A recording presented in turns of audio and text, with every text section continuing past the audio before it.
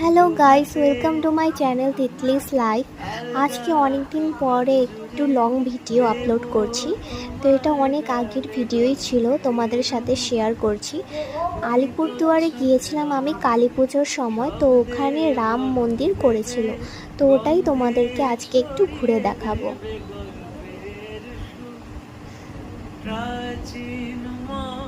চারদিকটা এতই সুন্দর করেছে, পুরোটাই তোমাদেরকে ঘুরে দেখাবো। এতই সুন্দর করেছে,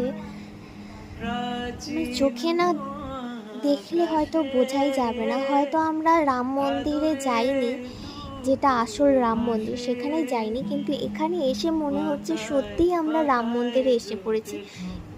কারণ চারদিকটা এতই সুন্দর ছিল, বলে বোঝানো যাবে না।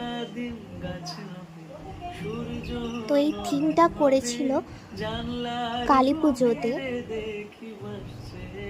খুবই সুন্দর করেছে। চারিদিকটা এত সুন্দর করেছে, অনেক ভিড় হয়েছিল। আর ওই যে আমাদের মা বসে আছে, আমাদের কালীমা। তো এখন আমরা বাইরে থেকে বেরিয়ে যাব। বাইরে গিয়ে আমি তোমাদেরকে পুরোটা দেখানোর চেষ্টা করছি।